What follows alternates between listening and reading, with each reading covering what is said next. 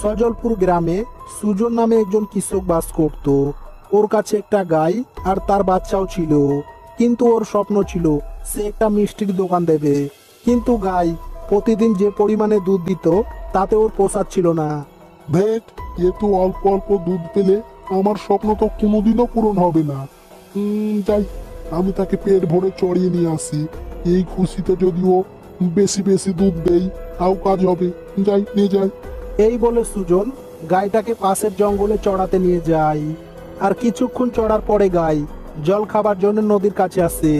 আর তখনই ও দেখে একটা বাচ্চা নদীর জলে ভাসতে ভাসতে আসছে। তুমি নদীর জলে পড়েছিলে কি করে? এতক্ষণ তো নদীর জলে ডুবে মরতে। তোমার মা কোথায়? আমার মা আমাকে নদীর কাছে যেতে বারণ করেছিল, কিন্তু আমি আমার মায়ের কথা শুনিনি। আমি আমার মায়ের কথা না শুনে এই বাচ্চা সহ্য করতে না পেরে নদীর কাছে এসেছিলাম জল খাবার জন্য। আর হঠাৎ পা স্লিপ করে নদীর জলে পড়ে গিয়েছি। আর নদীর জলের স্রোতে ভাসতে ভাসতে এখানে এসে পৌঁছালাম। এখন এখন আমি আমার মাকে কোথায় পাবো? কি খেয়ে বাঁচবো? এই শুনে গায়ের মনে অনেক মায়া হলো আর তার দুধ তাকে পান করালো। দেখো বাচ্চা, এই বনে সব হিংস্র পশুরা থাকে। ওরা যদি তোমাকে এইভাবে একা দেখতে পায় তাহলে ওরা তোমাকে মেরে খেয়ে নেবে। তাই তুমি একটা গুহার মধ্যে লুকিয়ে থাকো, যেন তোমার উপরে কেউ আক্রমণ না করতে পারে। কিন্তু তুমি কোনো চিন্তা করো না বাচ্চা, আমি প্রতিদিনই তোমাকে আমার দুধ খাওয়াতে আসবো, কেমন? যাও, ওই যে দেখছো ওই গুহার মধ্যে লুকিয়ে যাও। কিন্তু এত বড় জঙ্গলে আমি একা কি করে থাকবো মা? আমার তো অনেক ভয় করবে। আমাকে তোমার সঙ্গে নিয়ে চলো না মা। তুমি আমাকে মা বললে শুনে আমার মনটা ভরে গেল। কিন্তু বাচ্চা, আমি তোমাকে আমার সাথে নিয়ে যেতে পারবো না, কারণ আমার মালিক অনেক দুষ্টু লোভী। ও বেশি দুধ নেবার জন্য আমার উপরে অনেক অত্যাচার করে। আর ও যদি জানতে পারে আমি আমার দুধ তোমাকে খাইয়ে দিচ্ছি, তাহলে আমার সাথে সাথে তোমাকেও ও মেরে ফেলবে। তাই তুমি এই গুহার মধ্যে লুকিয়ে থাকো, আমি ওকে ফাঁকি দিয়ে চুপি চুপি তোমাকে দুধ খাওয়াতে আসবো, কেমন? এরপর গাই তাকে একটা গুহাতে রেখে সেখান থেকে চলে যায়। এরপর থেকে গাই প্রতিদিনই তাকে দুধ খাইয়ে আসতো আর তার নিজের বাচ্চা দুধ খেতে পেত না। আমার অনেক খিদে পেয়েছে। 2 দিন থেকে তুমি আমাকে দুধ দিচ্ছ না, কি হয়েছে তোমার মা? এই চুপ, ধীরে ধীরে বল, মালিক শুনে নেবে। মালিক শুনতে পেলে আমাদের ঘর ছাড়া করে দেবে। শোন, আমি তোর মতোই আরেকটা বাচ্চা পেয়েছি। ও তার মাকে হারিয়ে অনাথ হয়ে গেছে, তাই আমি আমার দুধ তাকে খাইয়ে এসেছি। কিন্তু তুই কোনো চিন্তা করিস না, আমি কালকে তোকে দুধ খেতে দেব, কেমন? এখন চুপ কর।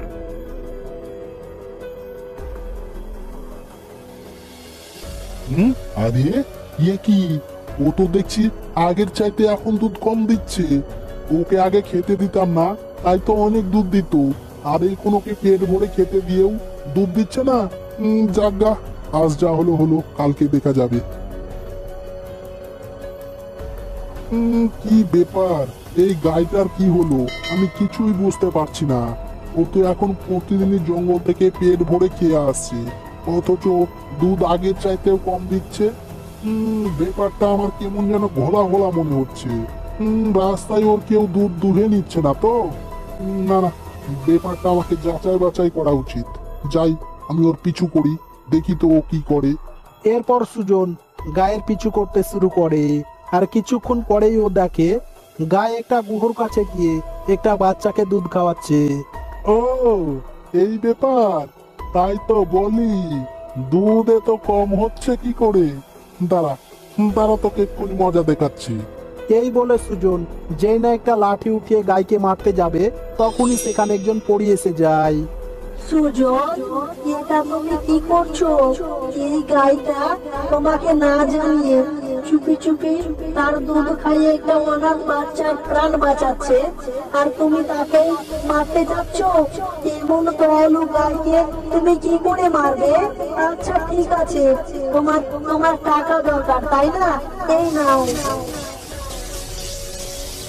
এবার থেকে তুমি এই সমস্ত সোনা বিক্রি করে ওদের ভালোভাবে দেখাশোনা করবে আর তোমার স্বপ্ন পূরণ করে নেবে। কেমন? যাও, নিয়ে যাও। এই বলে পরি সেখান থেকে অদৃশ্য হয়ে যায়।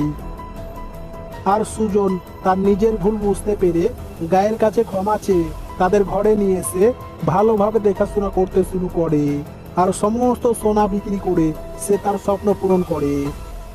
আর সেই গ্রামেই একজন বিধবা মহিলা বাস করত। ওর দুটো সন্তান, একটা ছেলে আর একটা মেয়ে। ও তার ছেলেকে অনেক ভালোবাসতো আর তার মেয়েকে মোটেও ভালোবাসতো না। তাকে দিয়েই সমস্ত সংসারের কাজ করাতো। এই কি হয়েছে? এতক্ষণ দাঁড়িয়ে থেকে থেকে সময় নষ্ট করছিস? কোনো কাজ নেই নাকি? কোনো কাজ নেই তো যা নদী থেকে জল ভরে নিয়ে আয়। আপদ একটা। এরপর রূপা জল নেবার জন্য নদীর কাছে এসে জল ভরে নিয়ে সেখান থেকে যেতে শুরু করে। আর কিছু দূর আসার পরেই ও দেখে রাস্তার পাশে একজন বয়স্ক মানুষ দাঁড়িয়ে। বেটি, আমার অনেক পিপাসা পেয়েছে, তুমি কি আমাকে একটু জল খাওয়াবে? জি বাবা, এই নাও, তোমার যত ইচ্ছে জল খেয়ে নাও। আহ, তোমাকে অনেক অনেক ধন্যবাদ বেটি, কিন্তু তোমার কলসি তো খালি হয়ে গেল। তোমাকে জল ভরার জন্য আবার অনেক দূর যেতে হবে। তাতে কি হয়েছে? আমি আবারও নদী থেকে জল ভরে নিয়ে চলে আসবো। এই বলে রূপা আবারও জল ভরার জন্য নদীর দিকে যেতে শুরু করে। আর নদীর কাছে এসে দেখে সেই বুড়ো ব্যক্তি সেখানেই দাঁড়িয়ে। এই দেখেও অনেক অবাক হয়ে যায়। আর সঙ্গে সঙ্গে সেই বুড়ো ব্যক্তি একটা সুন্দর পরী হয়ে যায়। দেখো রূপা, তুমি আমাকে দেখে ভয় পেও না। আমি তোমার কোনো ক্ষতি করব না। আমি কোনো সাধারণ মানুষ না, আমি একজন পরী। আমি এই নদীতেই থাকি। তোমাকে অনেক দিন ধরে দেখছি এই নদী থেকে জল নিয়ে যাচ্ছ। তাই আজ আমি তোমার মন পরীক্ষা করার জন্য পুরো সেজে তোমার কাছে গিয়েছিলাম। আর তুমি আমার পরীক্ষায় পাস করেছো। সত্যি সত্যি তোমার কোনো তুলনা নেই। তুমি অনেক ভালো।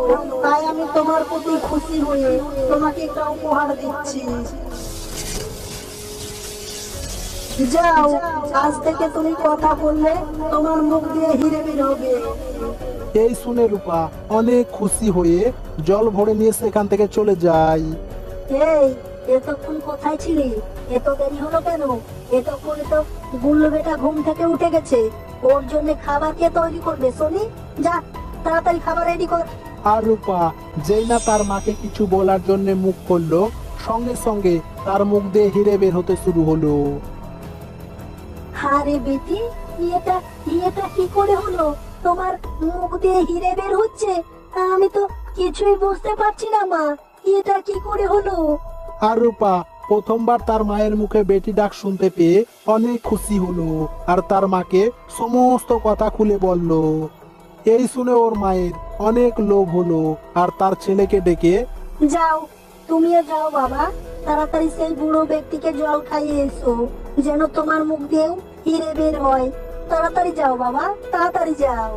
এরপরও সেই নদীর কাছে এসে জল ভরে নিয়ে যেতে শুরু করে।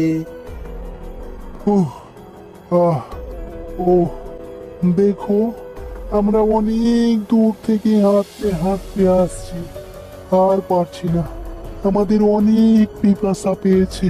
তুমি তুমি কি একটু আমাদের জল খাওয়াবে? তাহলে আমাদের অনেক উপকার হতো। দেখো, এই জল তোমাদের জন্য না। তোমাদের যদি এতই পিপাসা পেয়ে থাকি তাহলে এই যে পাশে তো নদী, যাও না, নদী থেকে খেয়ে এসো। আমি আমার জল দিতে পারবো না। আর সঙ্গে সঙ্গে সেই ব্যক্তি তার আসল রূপে এসে যায়। এই, তুই অনেক লোভী আর অহংকারী ছেলে, তাই তুই কিছুই পাবি না। আজ আমি তোকে অভিশাপ দিচ্ছি। আজকের পর থেকে তুই যখনই কথা বলবি তোর মুখ দিয়ে পাথর বের হবে। যা, পালা এখান থেকে। এই শুনেও অনেক দুঃখী হয়ে তার ঘরে আসে। ও গুল্লু বেটা, তুমি এসে গেছো? তুমি তাকে জল খাইয়ে এসেছো তো বাবা? কি হয়েছে? তুমি কিছু বলছো না কেন বাবা? তাড়াতাড়ি কিছু বলো, মুখ দিয়ে হিনে বের করো।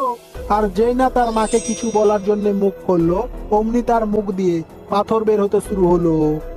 এরপর ওরা নিজের ভুল বুঝতে পেরে তার বড় মেয়ে রূপার কাছে ক্ষমা চেয়ে সুখে শান্তিতে জীবনযাপন করতে থাকে।